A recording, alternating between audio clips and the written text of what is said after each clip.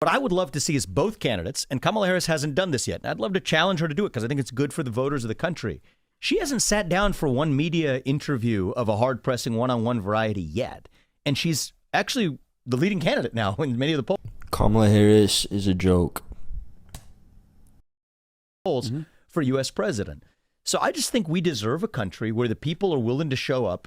She should show up here. She should show up on CNBC, where I was this morning, and actually engage in hard questions about what her beliefs are. You saw JD, say what you will, on 3 shows yesterday, pressed on exactly that very issue. And I think that's good for the American people to then be able to make their own judgment. It's not your judgment or the journalist's judgment, but it's what people at home are able to see to assess. Do I actually believe somebody who believes they changed their mind over the course of time? Kamala Harris might have changed her mind, and I think it's okay. Flip-flopping is one thing, changing your mind thoughtfully is another. But you deserve to be questioned on it, and it's up to the voters to decide whether or not they believe you. Right now, we're not getting that chance.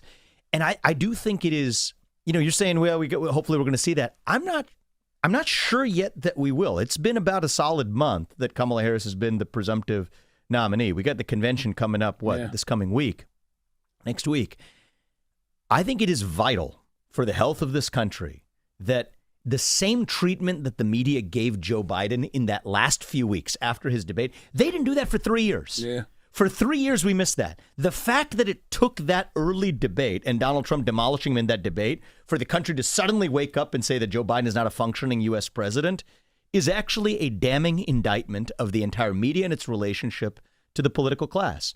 So we can't make that same mistake with Kamala Harris. I think the media needs to demand that she at least face the same kind of questioning that, frankly, J.D. Vance and Donald Trump are getting right now. And then the public it's up to them to decide. That's a functioning democracy. Because you're not implying, by her not doing the interviews and based off of the way that Biden was treated in those last couple of weeks, you're not implying that you don't think she's competent to be the president of the United States, right? I'm saying the media is covering for her right now the same way they covered for Biden for 3 years. You think they're covering, or you think that she's just using her They're not playing strategy? hard. They're not paying this. She's using a strategy. Okay, I think she's using some smart. Which politician? And by the way, she's absolutely not competent to be the U.S. president. Imagine Kamala Harris being the president of the United States. What a joke.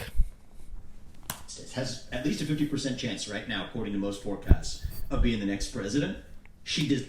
Imagine her talking to Kim Jong-un. Like, how is Kim Jong-un going to take her serious?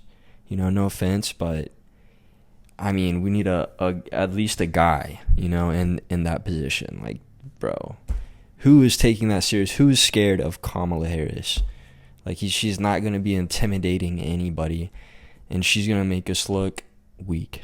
That's fine, but I think it's the media's job now to cut through that strategy and say this person very well could be the president of the United States, has at least a 50% chance right now, according to most forecasts, of being the next president.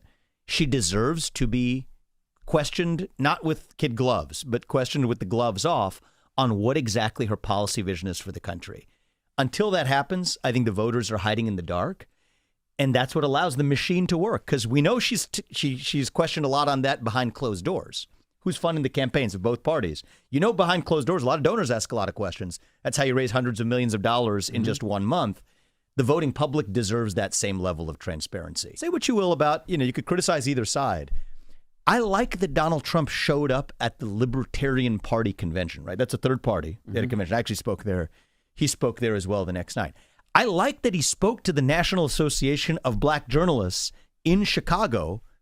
I'd love for Kamala Harris to show up at the National Association of Journalists. Well, she wanted to, but they wouldn't let her do the virtual thing. She does have a day job. But the day She's still job, vice president. No, but the day job is running. Come on. At this point, she is going full time, reading off a teleprompter at the rallies, the same thing 4 times a day. She should show up for that interview. If Donald Trump sits down with the National Association of Black Journalists, I'm sorry, a scheduling excuse is not a valid reason for the don't we know competitor to also show up. But if Kamala, not to cut you off, I'm sorry. If Kamala sits down with NABJ, we know where she's going conversation-wise, right? I think it's honestly, I don't necessarily true. I don't think that's true. I think that this chick is so dumb. I think the person who did that interview for Donald Trump, this one is an absolute airhead, too. And that's my challenge to her. If she does that, I'm not going to say I'm going to vote for her. But because I disagree with her on the policies, but I will respect her as a candidate. in a way that I don't until she actually does. Going after Kamala Harris for being a flip-flopper or telling audiences what they want to hear, I think is a good line of attack because we don't know what her policies are.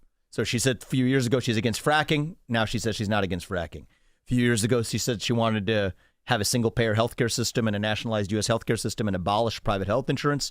She raised her hand when they said, do you favor abolishing private health insurance on the debate stage? She raised her hand. Now her advisors are saying, she won't say, but her advisors are saying she no longer believes that. So I think it's an interesting line of attack to say, are you just going to tell people what they want to hear, or are you going to tell your people what you actually believe about yourself and who you are? That, I think, is an interesting line of attack. And that could include some cultural elements. Going after her for what her racial identity is or isn't, I don't think that's a good line of attack. But the idea that, are you somebody who's going to tell people your actual beliefs, or are you just going to tell whichever audience is in front of you what they want to hear, that I think is valid. I think both parties need to be talking about nothing but the issues at this point, because people are out here hurting, and people want to know how you're going to put money in their pocket and how you're going to keep them safe. Whoever can speak to those things to the next 80 plus days, that's who wins this election. Mass illegal immigration, economic growth, and staying out of World War III.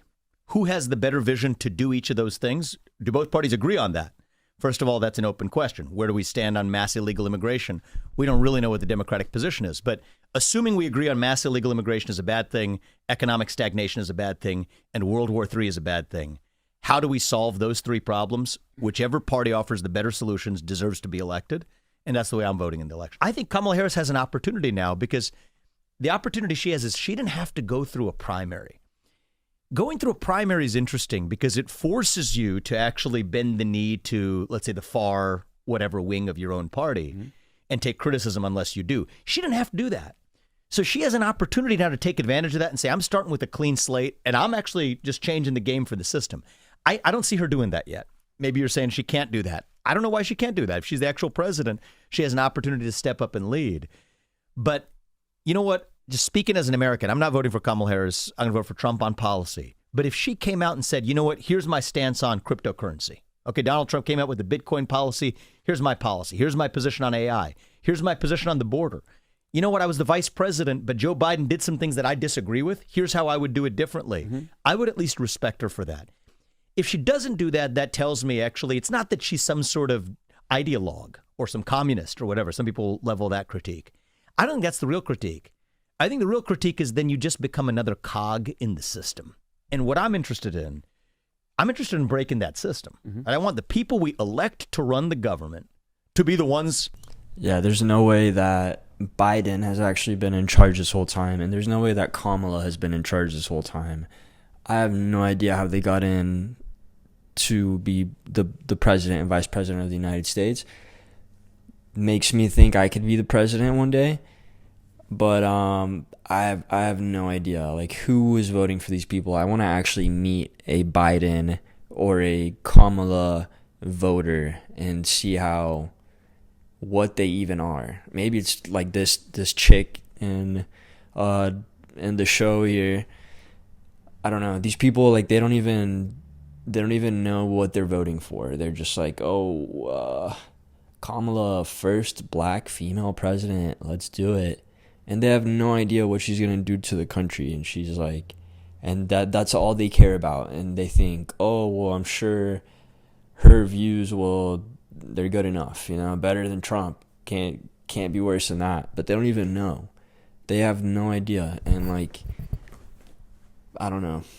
I really don't know how these people are going to have such an opinion on something they have no idea about, no clue. And I don't know. I think there should really be a test to vote, to be able to vote. And I don't know, because there's so many people like that just have no idea what they're talking about and vote on feelings because they're like, Kamala's